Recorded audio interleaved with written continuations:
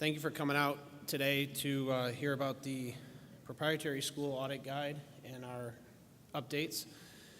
If we could start, can I get a show of hands? How many are here that are auditors or with an audit firm?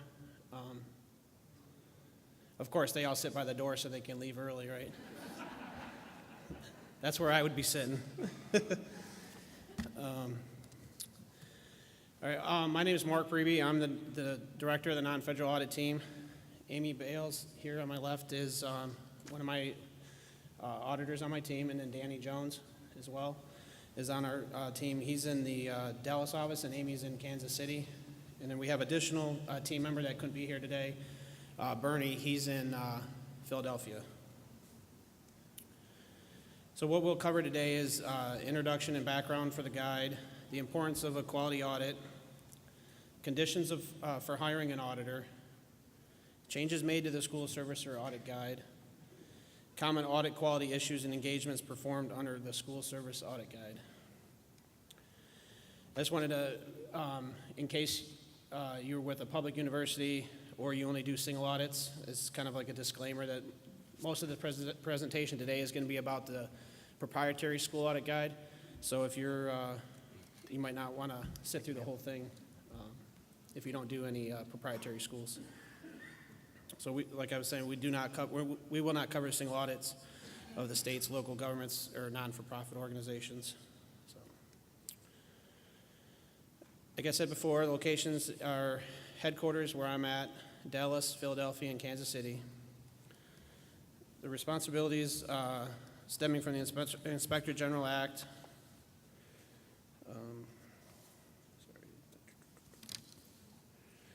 Our main objectives are to assure the quality and usefulness of the non-federal audits received by the department and to ensure the audits meet applicable requirements. The program offices rely on the auditors to test the schools either according to the compliance supplement and uniform guidance for single audits or the audit guide, in the case for today, the proprietary schools. In addition to program monitoring done by the program offices through program reviews.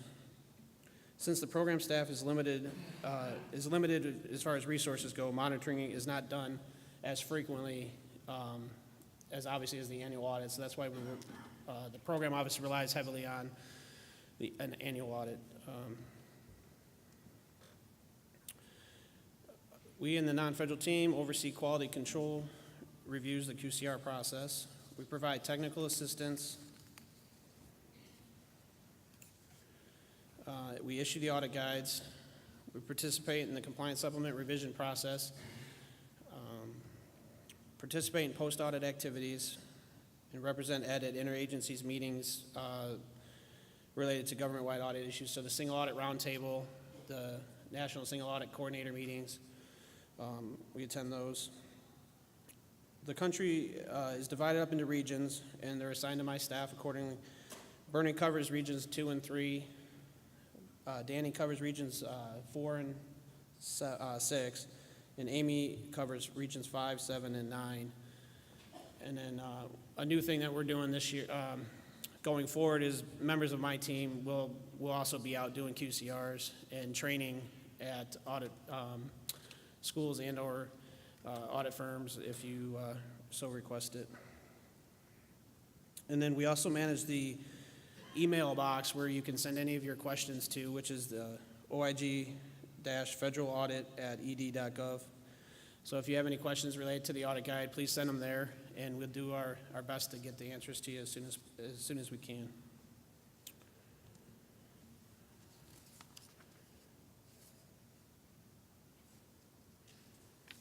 Too far, sorry.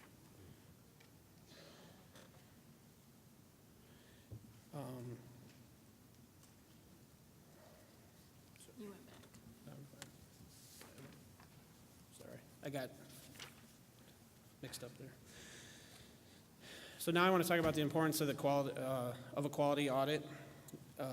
Due to the number of schools and grantees receiving federal funds, Title IV, from the Department of Education, it's nearly impossible for the program office to complete yearly monitoring.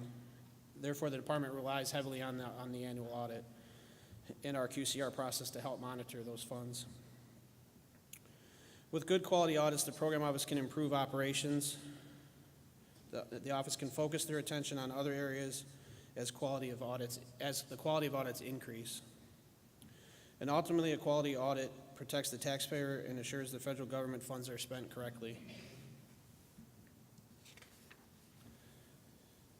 Compliance audits. The compliance audit is used by the program office to ensure the school is utilizing funds appropriately and following the grant loan requirements.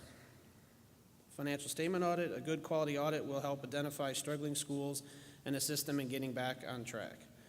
The 90-10 test and outcomes is a good indicator of financial stability and overall financial health. The program office utilizes the audited financials to calculate certain ratios to determine overall health of the school. If FSA can determine a school is in a financial hardship, they can deploy additional resources in order to help that school out. The last thing they want to do is have a school close. Creates a lot of headaches as far as the loans go. And then considerations for hiring an auditor. Just want to touch on it real quick that an independent auditor must conduct the annual compliance audit and financial statement audit in accordance with generally accepted government auditing standards, or GAGAS. The GAGAS auditor qualifications, requirements, independence, licensing, professional education, and peer review. Things to look for when selecting an auditor and talking with potential auditors are: how familiar are they with GAGAS? Are they independent? That's a big one. Believe it or not, we do find some independence issues when we're out there doing QCRs. Are they licensed in the state they are doing business in, as well as the state that the school is located in? Some states don't require a license in every state, but require a reciprocating agreement between state boards, as they so you might want to ask, are they located in a state that requires a firm license as well as individual license? Ask if they have completed the required CPE credits. Have they completed their hours required to do government audits? Ask to see their most recent peer review. Did they pass? Is the peer review posted on their website?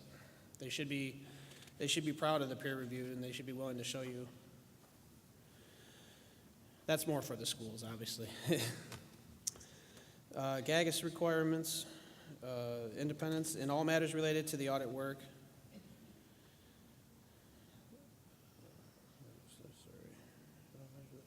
The audit firm and individual auditors must be independent, independence of mind, and independence of appearance. The auditor should address any threats to independence, and if there is a question, the school should should take that into consideration when hiring. Licensing is important as well. At the school, hire the auditor that you do your due diligence in determining if the auditor and firm are properly licensed and current in their regulations.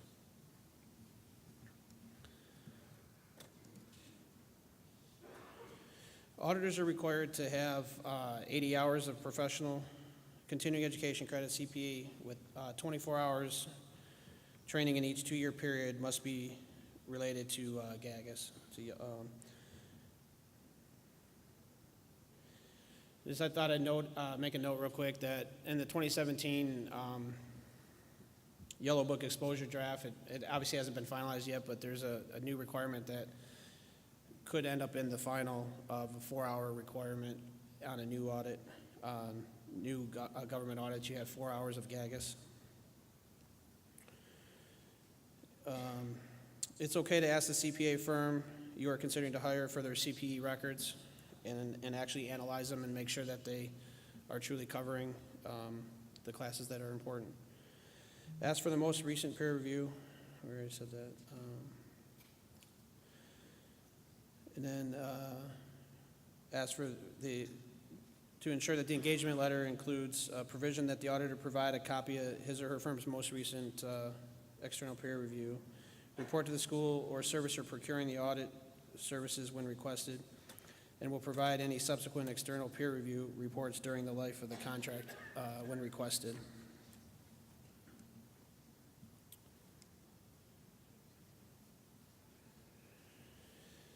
Some other considerations is ask how many government audit the firm does. Just because they do a lot of audits doesn't mean they are quality audits, as well as if they only do a few doesn't mean that they are poor quality. As for references of past and current auditees and actually call them. Search the web for the CPA firm. Search the state societies, AICPA, GAQC, which is the Government Audit Quality Center. The auditor should be proud to mention their member affiliations and willing to tell you when asked. Usually if the firm is a member of the AICPA and GAQC, chances are they are engaged in the government auditing world and have more training. The GAQC offers trainings and emails, news, and information about changes to government auditing on a regular basis.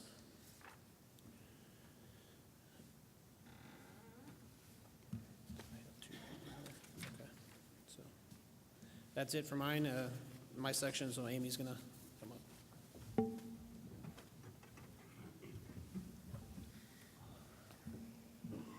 Hello, everybody. Oh, I got a response. Okay.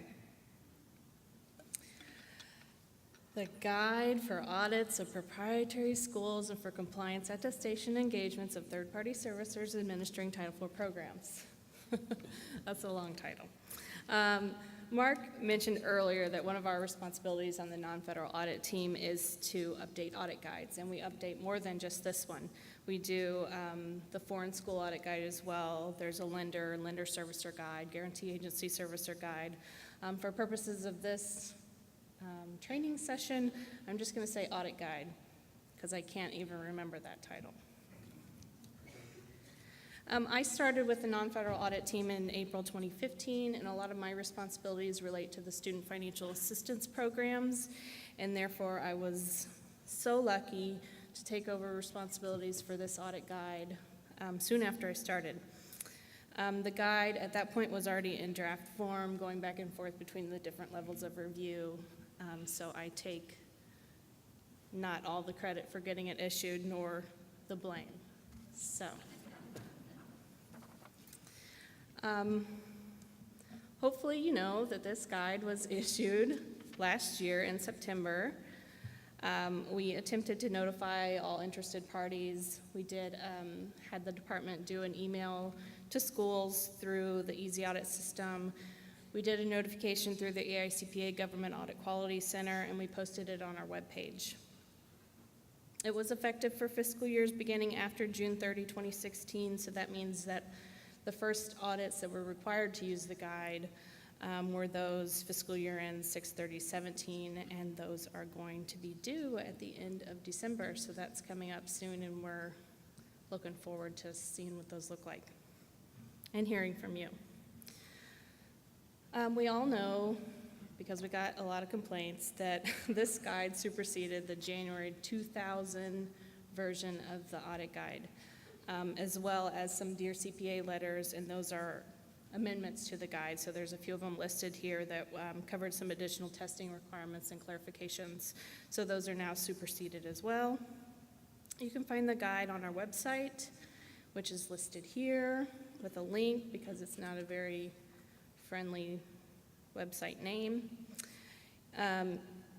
Along with the guide, there will be any publications related to it, such as the Dear CPA letters, as I mentioned. We're also working on a frequently asked questions document to answer some of the questions we've already been receiving. Hope to get that published soon, and that will be posted on the website as well.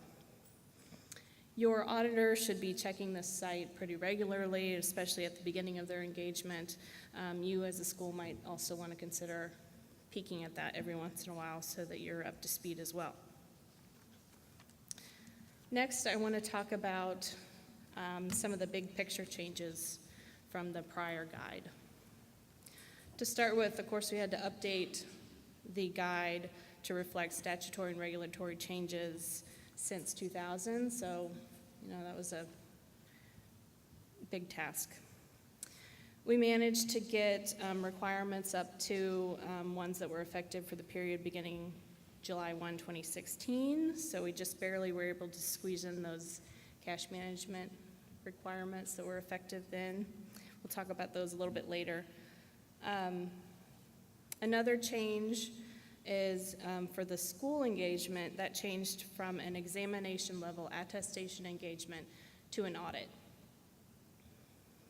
For an attestation engagement, there are several levels, with an examination being the highest and closest to an audit, and that the auditor still has to do sufficient work to have express an opinion on the school's compliance. So the reason for that change was that since 2000, specifically in 2009 with SAS 117, there were changes to the auditing standards that made them more robust and more focused on compliance audits than just, basically that made clear that the auditors had to adapt and apply other auditing requirements such as planning, internal control, risk assessments to the compliance audit and not just to the financial statement audits. So that's the reason for that change. We're noting here that the servicer compliance engagement remains at an attestation engagement. No change there. Another change was the requirements, the procedures. Government auditing standards and AICPA standards have two levels of professional requirements, and they use terminology to identify those requirements. This guide now is using terminology that is consistent with those. So there are two levels, the first being unconditional requirements, which are the auditor must do in all cases where the requirement is relevant, and those are identified by must. The auditor must do this step. The second being presumptively mandatory procedures, which the auditor must do if they're relevant, except in rare cases where performing that procedure wouldn't be effective in meeting the audit objective. Presumptively mandatory procedures are identified by should. The auditor should do this. Unless otherwise noted, the procedures in the audit guide are presumptively mandatory. So I mentioned that in rare cases where they aren't effective, in that case, the auditor would have to perform a different procedure to meet that objective. So they can't just say, that doesn't work for us, we're not gonna do it. You gotta think of something else to do to meet that objective, and then you must document why you didn't do it the original way and what you did do to meet that objective. So when we go out and do a quality control review, which is looking at your auditor's work papers, we expect to see that they've addressed all of the procedures in the audit guide as stated, or told us why that didn't work for them and what else they did.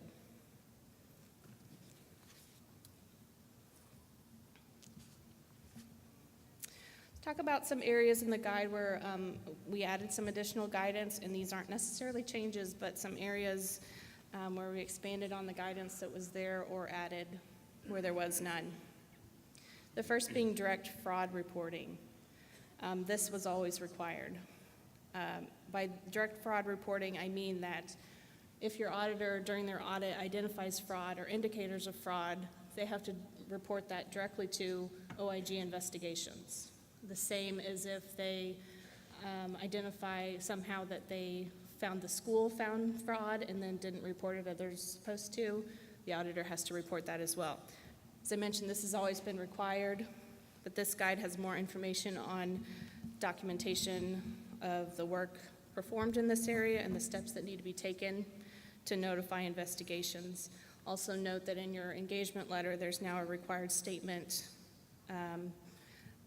where you acknowledge that you're aware of this requirement, that your auditor could be reporting directly to investigations about fraud identified at your school.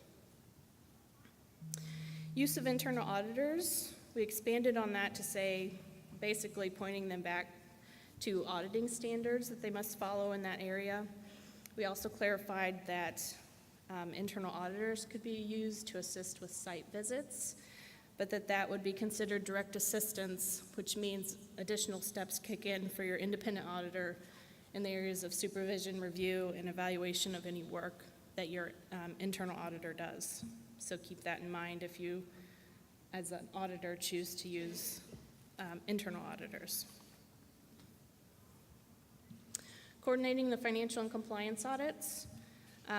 We recommend that you as a school use the same auditor for compliance and financial, but that's not required and that doesn't always happen.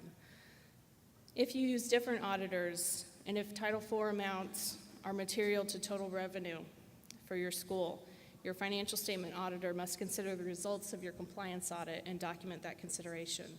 So if you have a material compliance finding, your financial statement auditor needs to be made aware of that and they need to document what kind of effect that might have for the financial. We added a section on privacy rights for students and parents, and we pointed out the area or the section of FERPA that allows PII to be made available to your auditor for auditing purposes, and that's without the consent of the student or parent. And there's specific requirements that must be met as for determining eligibility or amount of aid received or conditions for aid or enforcing conditions of aid. And so that's why your auditor is allowed to have PII to perform their engagement. Chapter 2 of the guide is the financial statement audit, and it really focuses most on the required financial statement disclosures, related party transactions, and 90/10 revenue calculation. The prior guide basically said that the auditor has to verify compliance with these disclosure requirements, but it didn't go into very much detail about how your auditor was supposed to do that, what steps they needed to take. And so this guide is more detailed in that area. For related party transactions, in addition to just reviewing the footnote, your auditor will be looking at records and will be talking to management to determine if there's any transactions that weren't disclosed. In the guide, we've also clarified what should be reported as a finding in this area, and that would be any undisclosed related party transactions or any footnotes that don't include sufficient detail. And according to the regulations, that's enough detail that enables the department to readily identify the related party.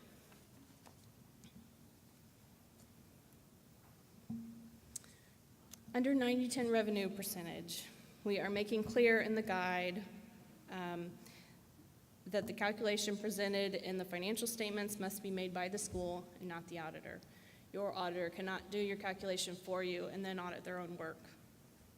If you as a school aren't able to do the calculation, you need to hire a person or a firm other than your auditor to do that for you.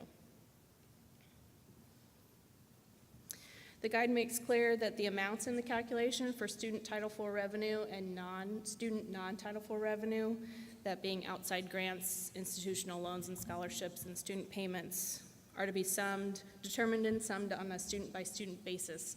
So your auditor is going to be looking for that level of detailed support on your calculation. And then the guide has specific procedures to be performed on that calculation, on any institutional loans and scholarships that you have, any agreements that you have with third parties to provide loans to your students, and any revenue from training programs. Again, we've clarified what is to be reported as a finding. We think this probably is going to be resulting in some findings where there weren't some before, but that would be incorrect calculations that result in any amount of misstatement to your calculation, and if your auditor isn't able to determine whether you've complied.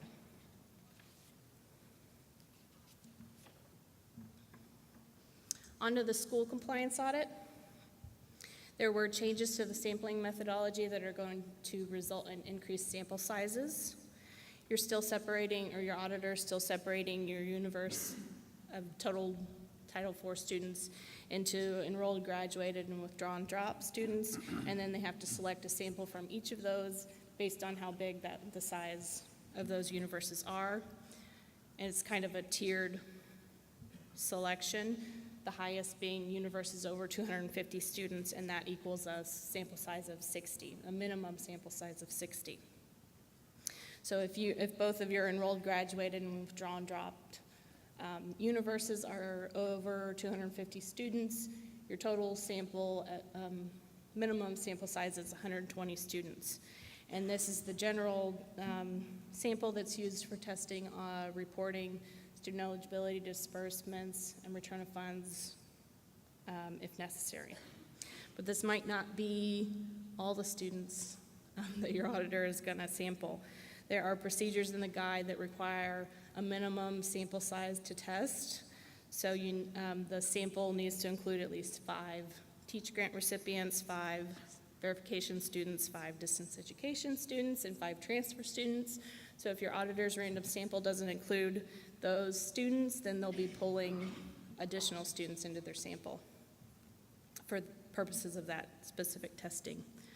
There's also going to be samples to test things like completion and placement rates and gainful employment, reporting and disclosures, but those samples might not come from the same universe because the auditor is testing the reporting that's done during your fiscal year, your audit period, which probably covers a different award year that might not match up with your fiscal year, so keep that in mind.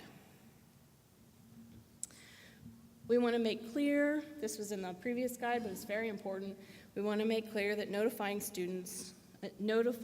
the school of the students in the sample prior to doing on-site work is strictly prohibited by the audit guide.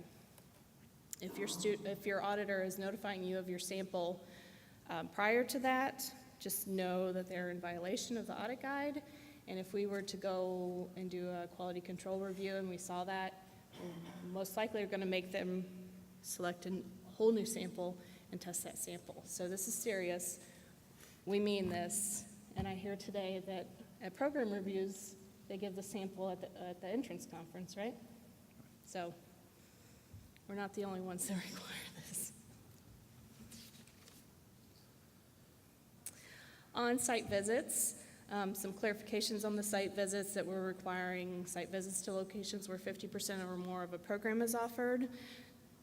They can still be rotated, so your auditor might show up every 2 years to certain locations, except that now we're requiring the auditor to visit annually the location where the main records are kept and where they'll be performing their on-site testing. When we say site visits, we mean physical, in-person, show up at your door, talk to you, site visits. We've had questions on whether a virtual site visit, that's defined in many different ways, but whether that would count. We've had discussions with FSA, and for now, we are in agreement that site visits are physical in-person site visits, and those are needed to verify the existence of the location and that it would support the instruction that's supposed to be provided there. I mentioned the frequently asked questions document. That'll be on there once that's published. Reporting noncompliance. Something that's unique to this guide that's different in single audits is that any instance of noncompliance has to be reported. And that's whether it's identified by your auditor during the audit or by the school. In the old guide, there was an exception for noncompliance that was detected by the school's internal controls and corrected in a timely manner. That exception is no longer there. So if you as a school identify noncompliance, you need to let your auditor know that in your management representation letter, and then that's going to be reported. Use of a third-party servicer. This section was really beefed up in this new audit guide. We're making clear that the school is responsible for compliance and the auditor is responsible for drawing a conclusion on compliance, whether or not there's a servicer.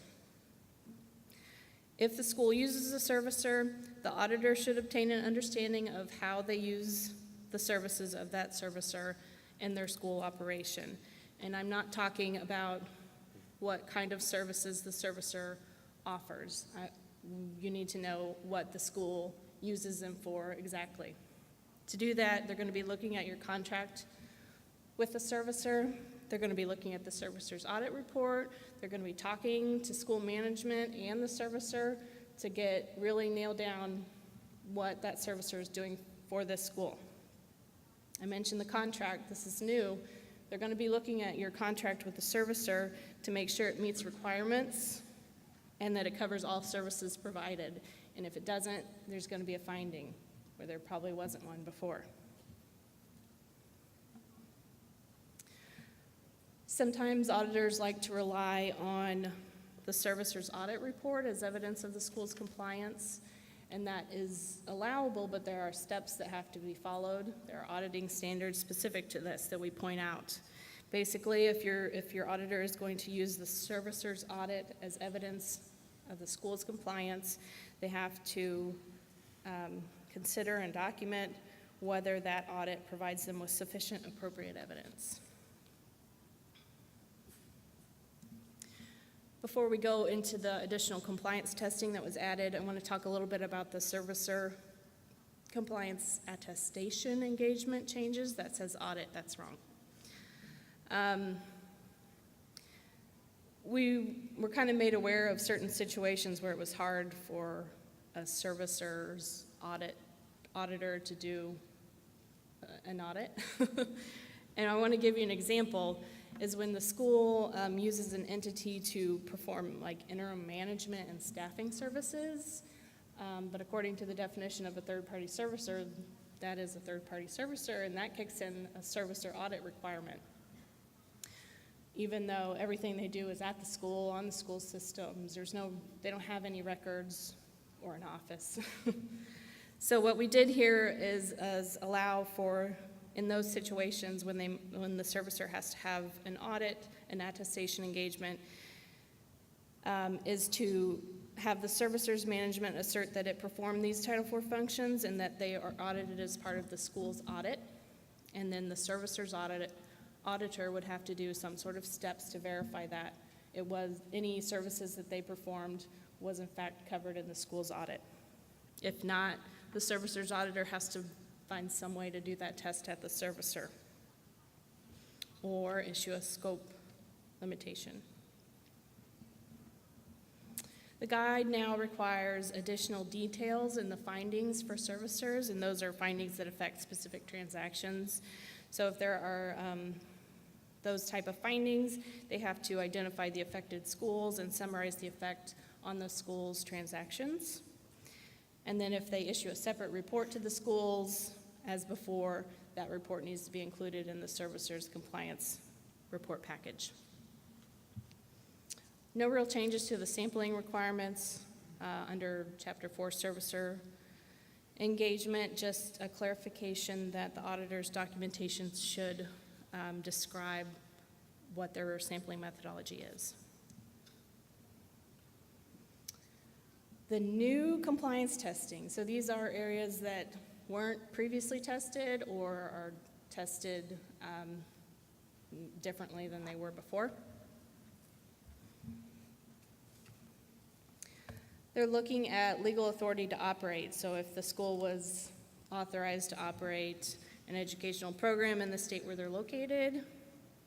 They're looking at if you have agreements with to provide part of an educational program by an ineligible school and whether those agreements comply with regulations.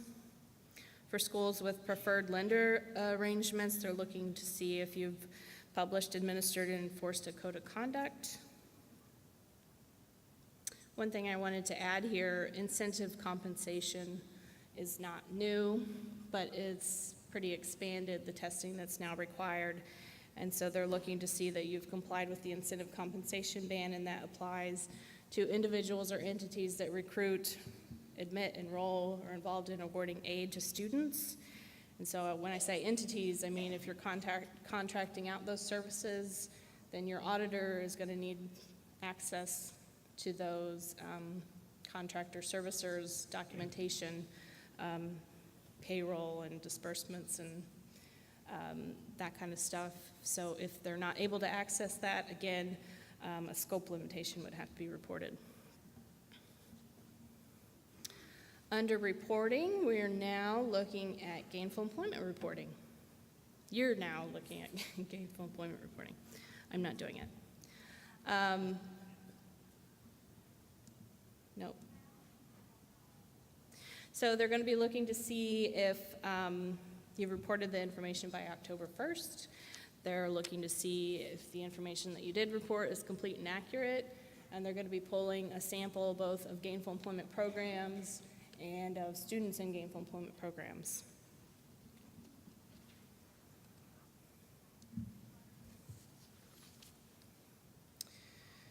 Student eligibility, there's been some changes to ability to benefit, taken away and added back, and eligible career pathways programs. They're looking again to see if the students were qualified to use an ATB alternative, and if you've maintained documentation that your career pathways program meets the requirements. They're now looking at if students meet requirements related to participation in certain Title IV programs when they have prior degrees. They're looking if you've followed procedures when using professional judgment to perform dependency overrides now. So was there adequate documentation to support that override, and was the override performed on a case-by-case basis and not some blanket determination? Student confirmations. These are, student confirmations are, if you don't know, at least used to be, a letter that would be generated for the students in the sample and sent out to them, asking them to respond back that they really did attend this institution and they really did attend during these dates. The prior guide said that you can send these confirmations, but you may also perform alternative procedures instead, if you could justify why the student confirmations weren't appropriate. In this guide, we now require you to start with student confirmations, require the auditor to start with student confirmations, and those can be sent via mail or email. And we want you to get a 30% rate where you're able to confirm the existence of that student and that they were actually enrolled at your institution, at the institution. So if the response isn't at that 30%, then you have to move on to either telephone contacts or some other alternative procedure to verify that the students were actually there. No-go students.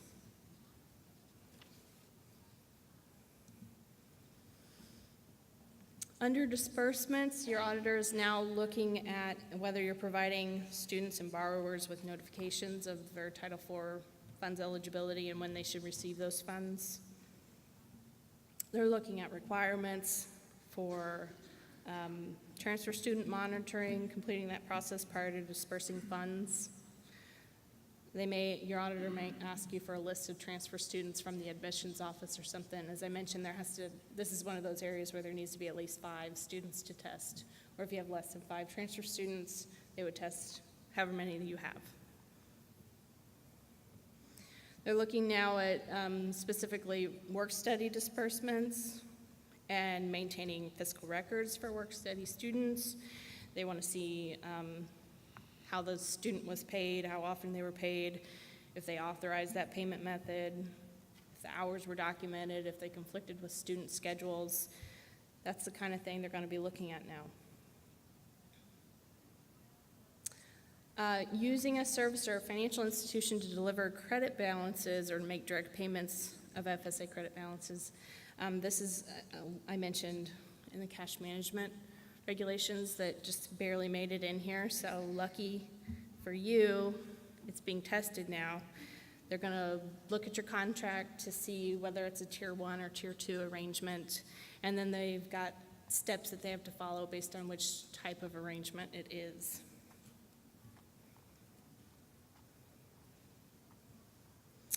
Under return of funds, they're now looking specifically at if schools returning funds when a student didn't begin attendance but was dispersed Title IV. They're also, not on here, but testing borrower notifications of return funds. So that's new testing as well. G5 and cash management is kind of better broken down into the type of funding method. So they're testing whether you're following draw and disbursement procedures by your funding method. Previous guide kind of focused on the advanced method, but now there's more detailed procedures for each.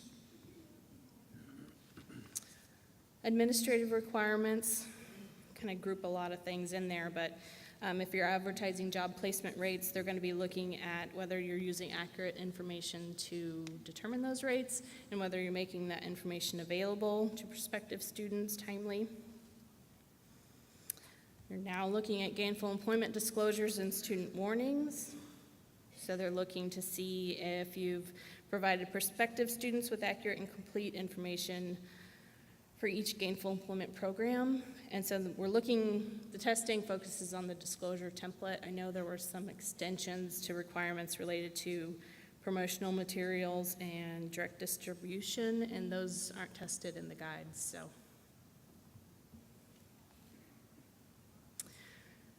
Student warnings, they're looking to see that you provided enrolled or prospective students with warnings if the program they're in could become ineligible based on the measures for the next award year. And under the closeout audit, if you're ending participation, now going to be looking at if the school followed requirements for making disbursements to satisfy unpaid commitments to students. Here's something not in the audit guide that might soon be, you might have heard about this in earlier sessions. The Graham-Leach-Bliley Act regulates collection, disclosure, and protection of consumer PII by financial institutions, and per FTC's definition, institutions of higher ed are financial institutions, and therefore you are subject to provisions of the Graham-Leach-Bliley Act, GLBA, and in your program participation agreement, you have agreed to comply with the regulations for implementing that, which are these standards for safeguarding customer information, referred to as the safeguards rules, and I've noted a couple dear colleague letters that have been issued on this topic. The department is currently working on trying to get testing of those safeguards rules into the 2018 compliance supplement, which is for single audits, public and nonprofit institutions. It's unclear right now if it's going to make it into 2018. If not, I'm pretty positive it'll be in 2019, and once it is in the compliance supplement, it will be added to this audit guide, either through the next revision or through some other type of communication if we're not ready for another revision by then. So I wanted to make you guys aware of that. That's all for me.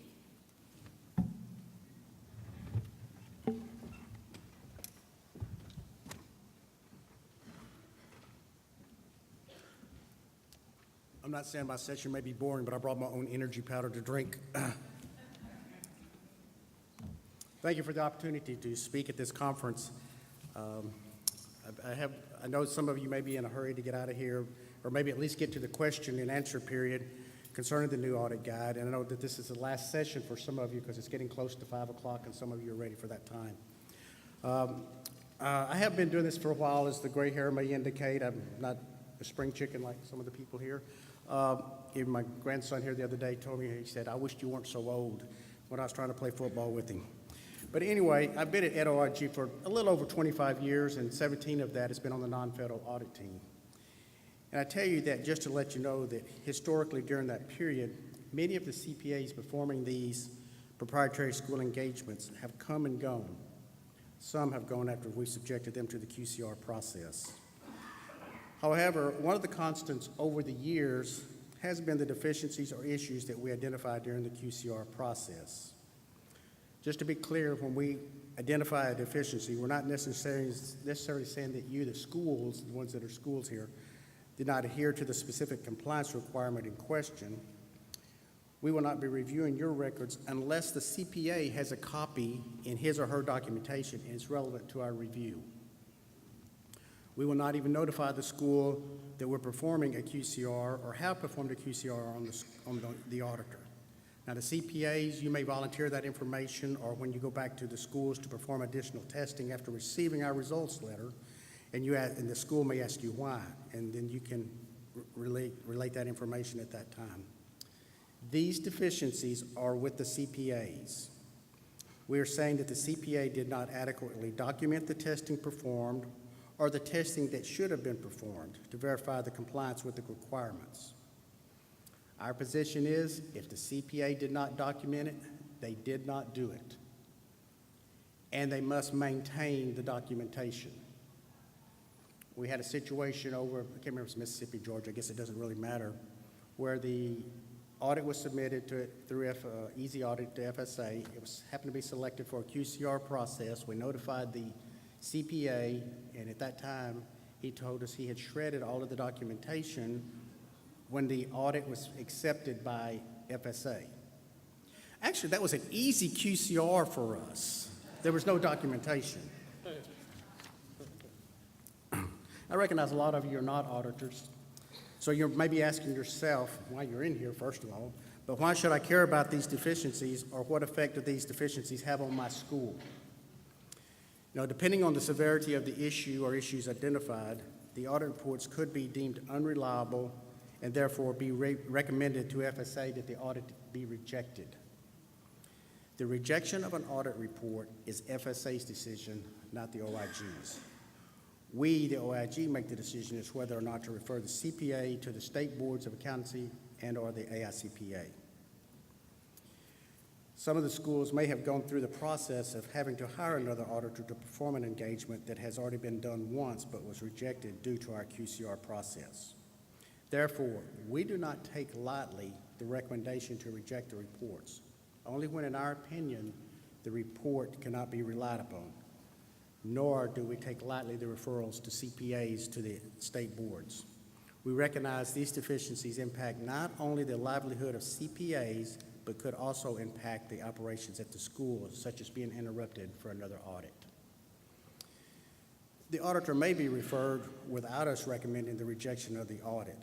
If the auditor performed what we determined to be substandard work, not in accordance with the guide or auditing standards, then easy for you to say, then we may refer the state to the state board or the AICPA. And normally those would be situations where we have issued a letter to you or to the CPA. They've made all the corrective actions. However, it was such bad work to start with, we refer them because of that. They should have done better work to start with. As you know, auditors like checklists. We at the OIG are no exception. In the past, when we've subjected the audits to the QCR process, our checklist had approximately 100 questions. New audit guide, new checklist. It has approximately 200 questions for us to do. It's going to be a very thorough review. And before any of you ask, no, you cannot have a copy of our checklist. The following listed issues are the most common findings that we identified during the QCR process. Now, you may notice that some of the slides will contain maybe topics that have already been discussed or discussed in some detail or maybe briefly. If they're repeated, maybe that shows the importance and the relevance of those issues. I realize that these were deficiencies that were identified under the old guide, but speaking just for myself, and I know I've been around here doing this for a while, I expect the findings to be somewhat the same. The basic requirements have not changed, only better clarified what is expected from the auditors.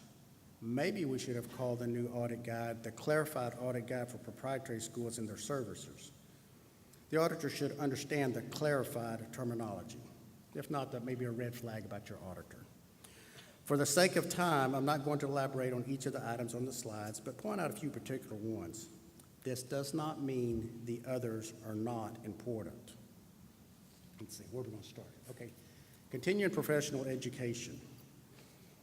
As mentioned earlier, the auditors that perform audits in accordance with generally accepted auditing standards, also known as the Yellow Book or GAGAS, which does include proprietary school engagements, they must maintain their competence through CPE and obtain the necessary 24 hours related to government auditing.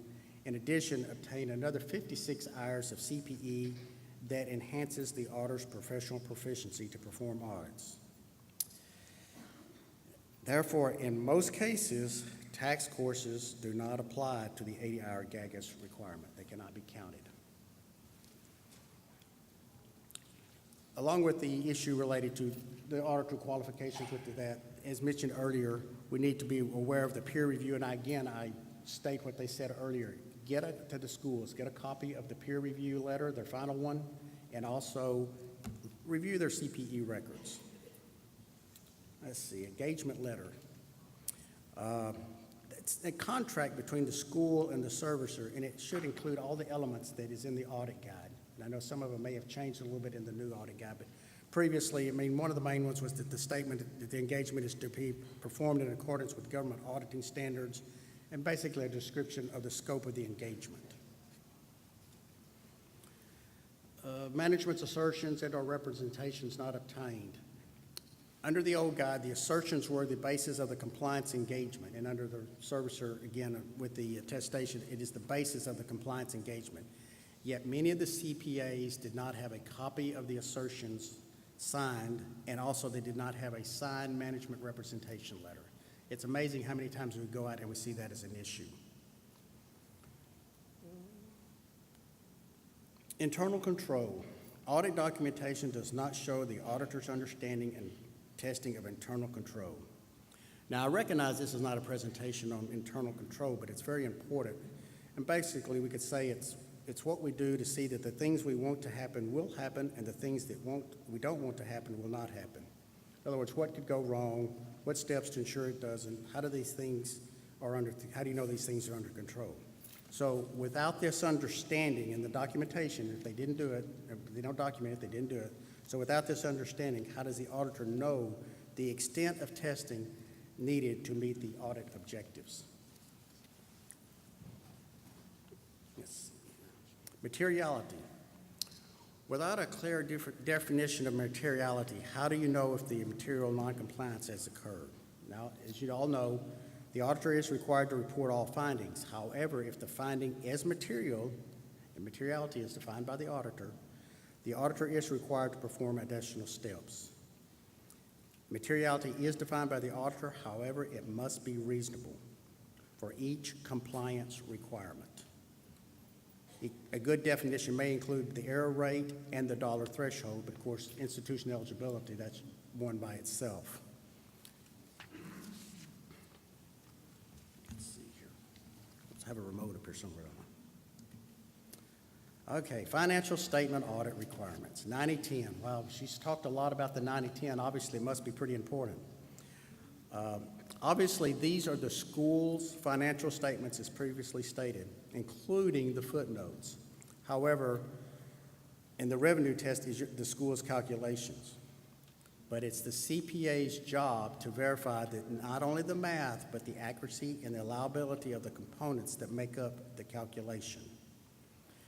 Normally, the deficiency related to this issue is that the audit documentation does not evidence that the auditor ascertained that all revenue in the calculation was only from allowable activities.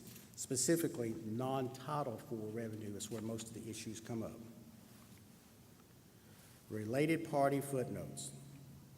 Obviously, I think she spelled this out pretty good earlier, but the disclosure requirements include all related parties and at a level of detail that would enable the secretary to readily identify the related party.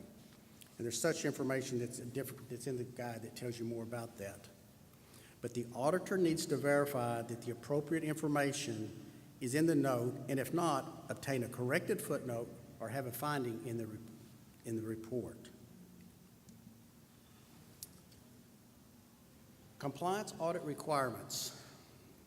Okay. In general, I think you CPAs out here, you do a very good job on financial statement audits, maybe except for the 90-10. That may be a little bit, as above mentioned. However, under the old guide, historically, 1 out of 3 audits are deemed acceptable or acceptable with minor deficiencies, which means no corrective actions taken for that one. But what does that mean? That means about 2 out of 3 of the engagements fail our initial review. It's not a good reflection on the CPA community. I know there's several of these here. We'll skip down to student confirmations. I know everybody just loves that one. She talks so much about that one.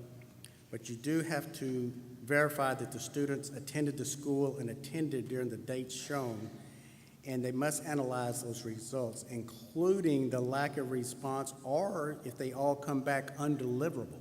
I mean, you need to figure out what happened there. And I know that the new guide is a little bit more specific than the old, but again, this is under the old guide.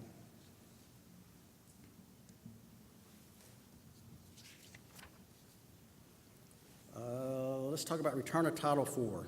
The audit documentation must show not only the correct amount, but evidence of identifying students that either were or should have been withdrawn, dropped, or terminated, or who are on leave of absence. Also assuring that the return of Title IV funds are paid using the proper sequence and paying returns within the due dates.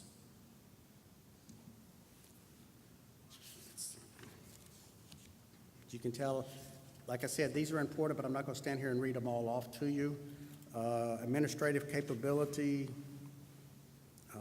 maybe electronic processing under that one. I'm not sure if that's listed there, but that's one that's where they need to, the CPAs need to review, evaluate, determine the institution has adequate controls over the electronic processing.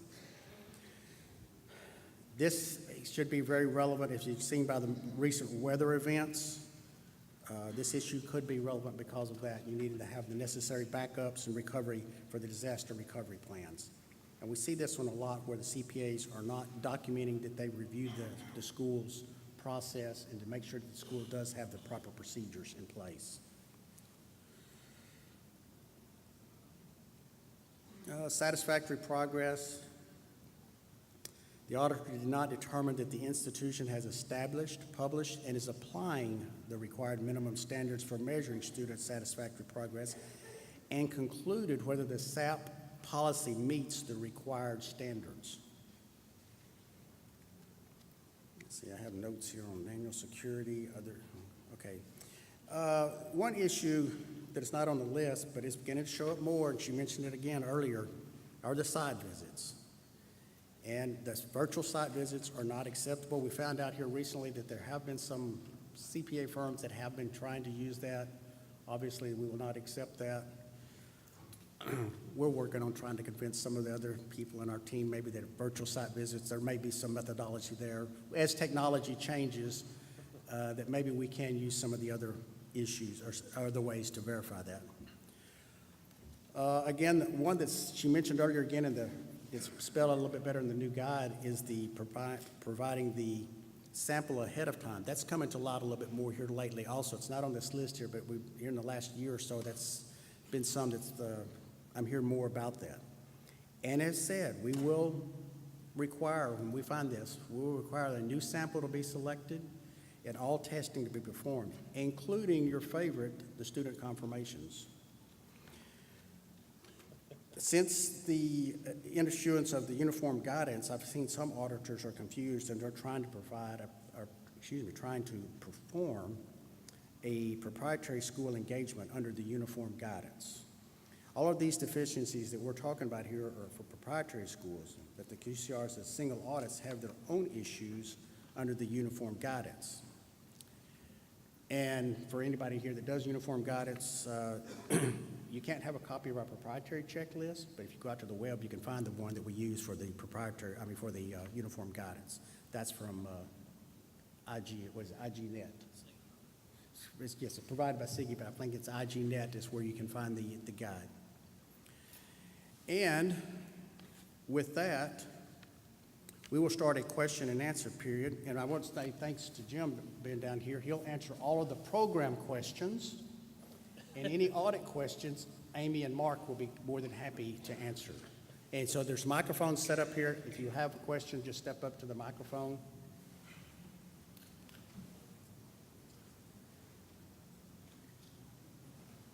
Is this one on? Okay. Start with the gentleman here in the red. You mentioned about the change in the audit guide with the internal audit as well as any, I think it said servicers, if there's compliance issues found, they have to be reported. With, like, for example, NASA does the peer reviews, or if a school has an internal audit team, is there more guidance, and where can I find that for, obviously you find a mistake, you correct it as part of your internal process, but you wouldn't obviously report every one of those, but is there some level of, unless I misunderstood the point that was up there? No, I mean, that section of the new guide, it doesn't address that specifically, but as I mentioned, there used to be an exception for those type of noncompliance that were identified by some sort of internal system and and then corrected timely, that exception is now gone. So with that, any noncompliance that the school identified should be reported to the auditor in your management representation letter and then reported by the auditor. Okay. Just trying to understand the level of that. I mean, so for example, you do an internal review of a file and you see there was a overpayment of Pell, you make the correction versus obviously a systemic issue with, 2 years of not doing R2T4s timely. There's a broad difference in scope there. Just trying to understand, is there a level of what is reportable and what is not? Well, for the audit guide, everything is reportable. For this audit guide, everything is reportable. So are you school or audit? It's a school group. Okay, then, I would then report everything that you've identified to your auditor. Okay. Because you're making representations to your auditor, and it's saying, in your management representation Well, letter. If they're not using the internal audit to reduce their scope, is what I'm getting at. It's just more of an internal quality control. That's Right, some sort Okay. of internal system that you as a school has to do some sort of review. Right. And during that process, you identify issues that you've identified and corrected. Yeah, those still need to be reported to your auditor. okay. And there's no So maybe it's just they need to materiality review. that we mentioned, so. Okay. They should be reviewing the internal audit reports then, essentially, the auditors, the outside auditors. That would be a good step, but you as Okay. a school should be reporting it to them, so. Okay, all right, thanks. Hi, I'm actually from a school.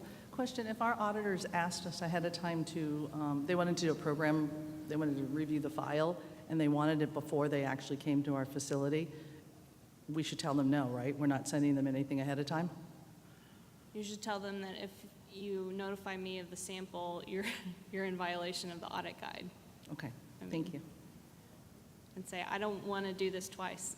What were you saying? Were you saying you were sending the files to them? Okay. Right. I wanted to address, I've been with the same for-profit college for 28 years, so I was around when the student confirmations were here before. So yes, it's one of those items that I'm not looking forward to, but it sounded like from what you were saying that the intent was to verify that the student actually existed and went to school there. So with that being said, have we removed the part where you have to put their balance at, our fiscal year ends 12/31. So we're putting a balance on there. Previously, years back, we were required to put their balance, and they were supposed to be verifying that somehow. Well, of course, the students are getting this 2-3 months later, so they don't understand financial aid to begin with. So then there was major riots going on because it's like, I don't know that money, and it's like, that's 12/31. That's not February or March. So if the intent, so did you remove that part that you're sending out a confirmation to confirm that they are just actually attending school there during certain dates? Or are we back to putting a balance and a ledger balance at the end of the fiscal year that the students aren't getting till months later? There is a confirmation format that your auditor should use, and it says, our records show that you attended this school from this date to this date. Is this correct? Yes or no? And then check the types of aid that you received. There is no information on the balance. Yes, okay, because that was completely confusing to them. Okay. And I just have one comment in regard to what the gentleman was talking about.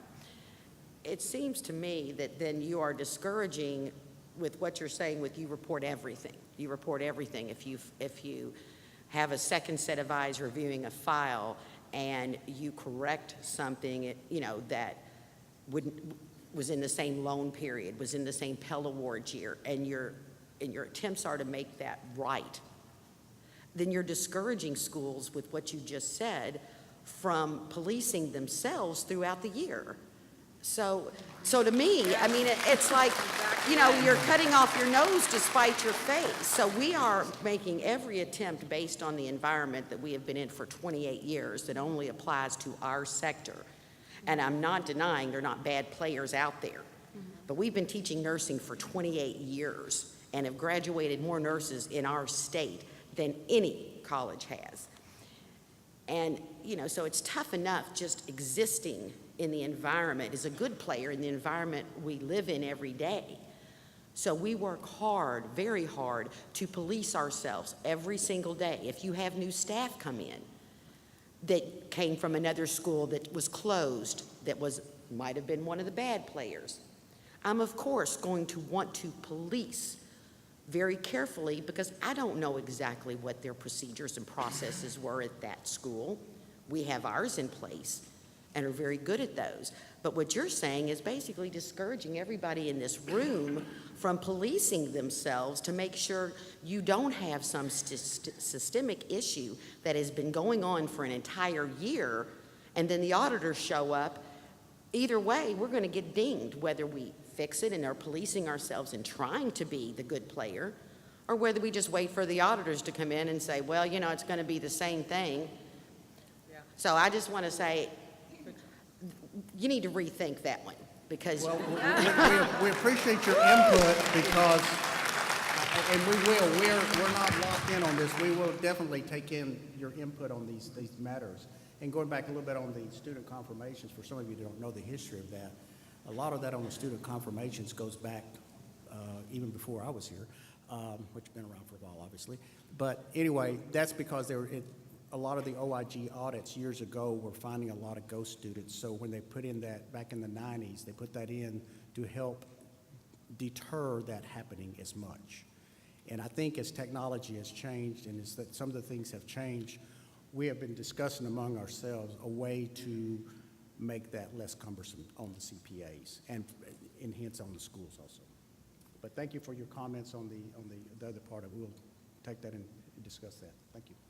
Yeah, I'm glad we're here. This is the first time we've had a chance to hear from schools that this is affecting. So we appreciate your comments and, It's good to have the feedback. We appreciate the feedback. Yes. and we'll take into consideration. And I don't expect that it's another 16 years before the next audit guide. So I hope. Hopefully the people that were doing this, I'll just real quick, there again, going back historically on this, I was there when they started the very first meeting to redo the 2000 guide in December of 2002. And because of the people that retired and our directors, we had two directors that died before Mark. I don't know why he took this job because the previous two that supervised me died. They didn't last. So, but anyway, hopefully we won't be that long this time. So we'll take your comments into consideration. So thanks. Definitely. Hi, my name is Sandy Sarge, and I'm with Sarge Advisors, which is basically my own company.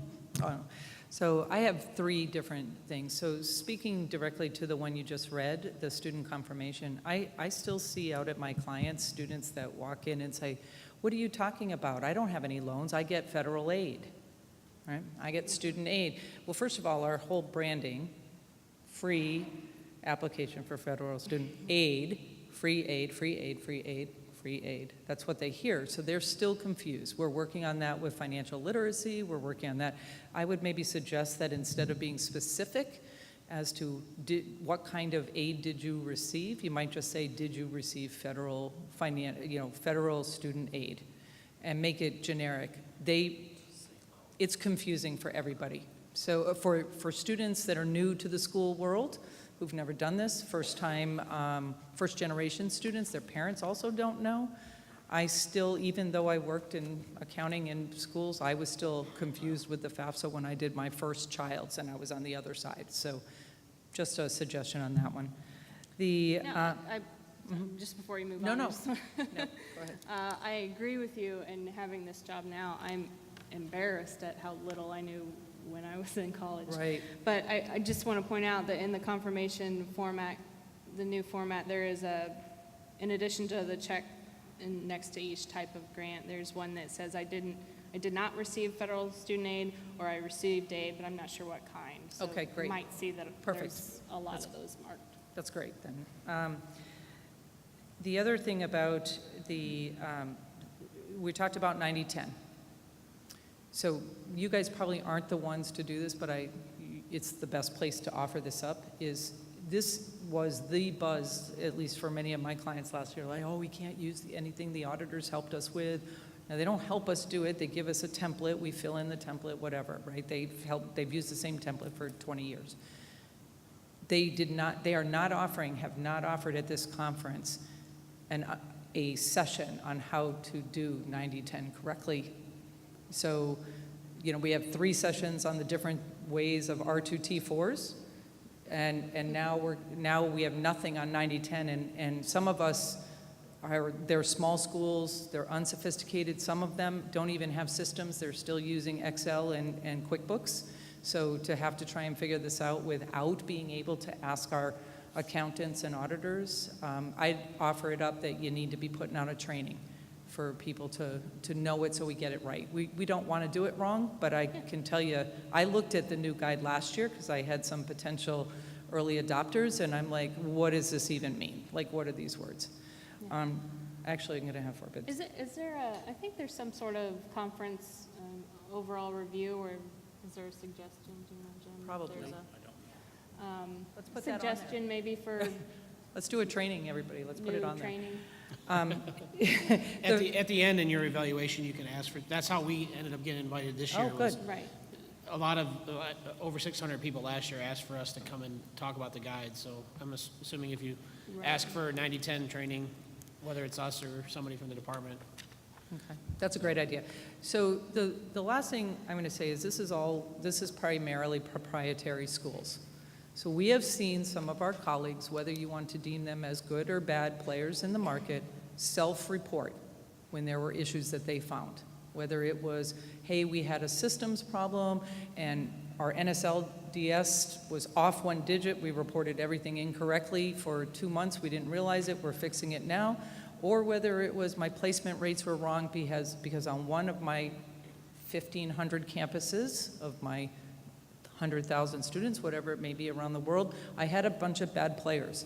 We found it finally through QA, and we fired those guys, and I'm self-reporting, please. I'm just letting you know we're working on it. And what happened? AGs jumped on, consumer reporting, you're saying you're going to report out, and to the point the woman was making, you're saying to us, tell us everything. We promise we won't hurt you, and that's great, except for all the other players that are going to look for a reason. I had a kid. He went out, he did something wrong, he went home and told his father, I'm sorry, Dad, I did this wrong. His father gave him a punishment, said, thanks for being honest, here's your punishment. Came to my house, and my friend said, what did you learn? And he said, I learned to lie to my parents, right? And I said, no, time out, I'm not punishing you. I'm just grateful you told the truth. But that's the problem, right? You're putting us in a position that if we are honest, and we do make mistakes, systems break down, we're still all human, we have new people that are trained. Our internal policies that you guys test us on and that the feds say they're gonna, they read our policies, and as long as we're following our policies, that's great. But if somebody comes from a different school, they may have a whole different set of policies, and those less experienced, non-management people that don't come to these things, they think, oh, everybody does it that way. So then they do the first 5 or 6 wrong, a QA process finds it, and then we have to report it. So this is what we're concerned with, is not, we get that you have to find the bad players, but the other 95% of the schools out there that are really trying to do it right, they are going to make mistakes, and we need some protection.